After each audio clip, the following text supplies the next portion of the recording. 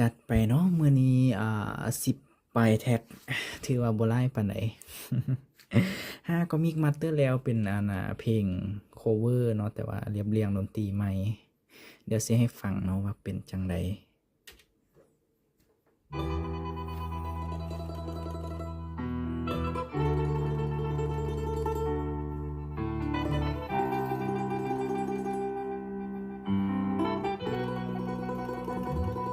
เกิดมาชาตินี้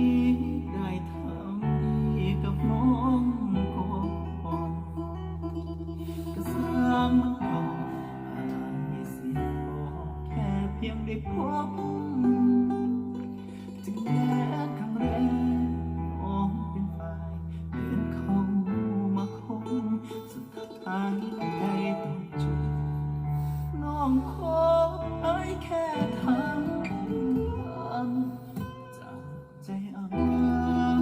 ด้ร่วมทางกับน้องสู่ทางดังลมพัดความคุณลมให้คอยใจค้างให้ฟังน้อยนึงเนาะเอาไปฟังมือปล่อยเนาะถ้าตั้งแต่มือถ่าย MV ก็ยังรับเรียบเรียงดนตรีคือเก่าเนาะแล้วก็ยังรับอัด cover คือเก่าเด้อ